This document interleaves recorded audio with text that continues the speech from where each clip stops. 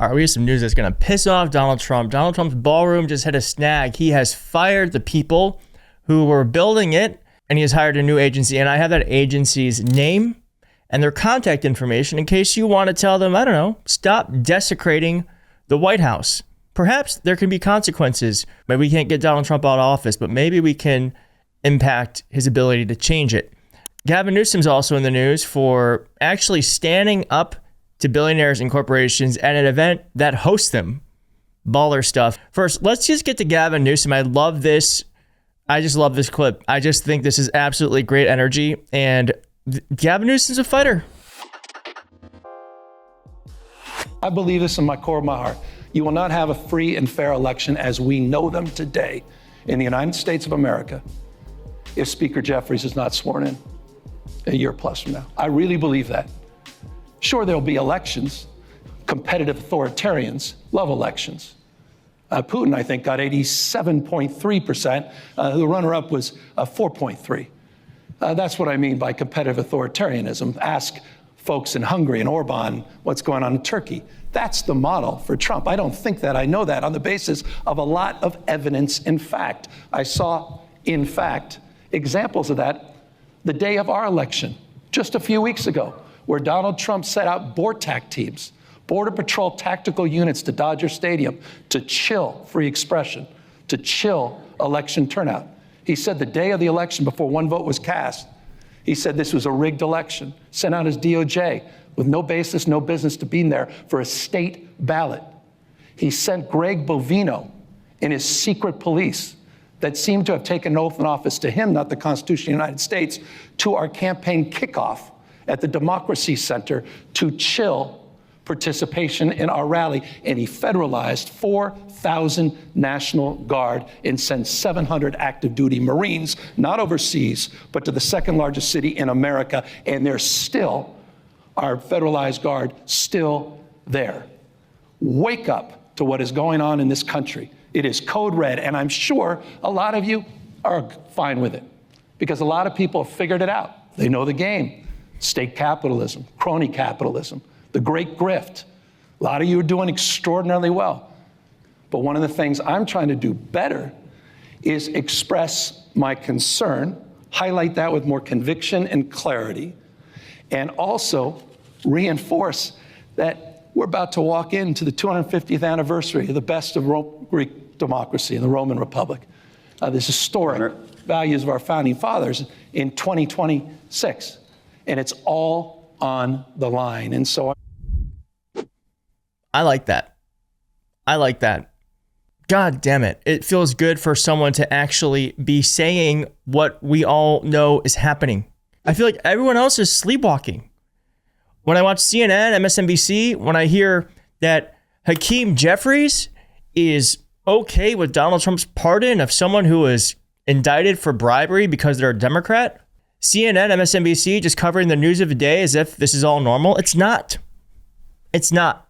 And it feels really good that at least one person is saying, hey, this could all just stop happening.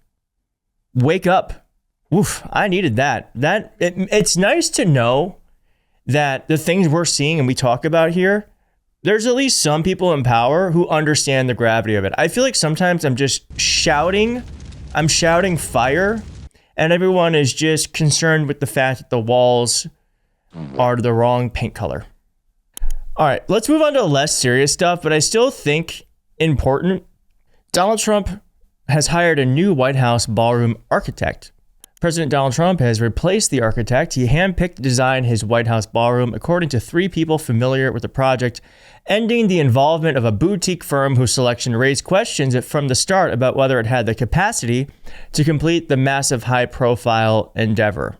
For more than 3 months, James McCrary II and his architecture firm led the effort to design Trump's $300 million desecration of the White House until late October, when he stopped working on the project. Now they're saying it's voluntarily that he stopped. Who's to say? Everyone's a liar from the White House. They did clash over the president's desire to keep increasing the size of the building, but it was McCrary's firm's small workforce and inability to hit deadlines that became the decisive factor in him leaving, one of the people said. Now, Trump has chosen a new architect called Shalom Barons, who's been designing and renovating government buildings in Washington for decades. To pick up the mantle, according to people who are familiar, Barons' firm has handled a number of large Washington projects dating back decades, including projects involving the main Treasury building near the White House and the headquarters of the General Services Administration. Now, in the weeks since the switch from McCrary to Barons, crews of dozens of workers have continued to prep the site for construction, driving piles, stockpiling material such as reinforced concrete pipes, and amassing an array of cranes, drills, and other heavy machinery. Photo team of the Post show. On Wednesday, they erected a towering crane anchored into a concrete paddock, and you can see this here. This is nuts. This is nuts. I know it's like so not important, but I think it's like emblematic of the problem that he gets just to do whatever he wants, just violate laws and regulations. But here's what I will say to you. I looked up. Yeah, they have a website. Here they are. Shalom Barons Associates. They're in Washington, D.C., an architectural firm with an acclaimed reputation for its expertise in residential, commercial, institutional, and governmental design. Okay. Well, I guess what I would like to say to you is if this bothers you, like it does me, you can contact them. Their contact information is right here. Have an inquiry? That's so easy. Just call 202-342-2200 and let them know how you feel about them working on the White House, desecrating a landmark, breaking laws, taking money from Donald Trump in order to erect a building that has no business being there. Or you can email them at inquiries@sbaranes.com. I bet it'll feel good to let them know how you feel. My hope is maybe we can get them off the project. Because if there's no one building the ballroom, there's going to be no ballroom. So perhaps that is how we can stop it, is by letting these folks know that we see them and we don't like it. And maybe we can just ask them, hey, are you really comfortable with creating a historical landmark that represents the lawlessness happening in Washington, D.C.? Because that's what you're doing. Well, let them know. 202-342-2200 or inquiries@sbaranes.com. And let me know if you do in the comments below. Thanks. Bye.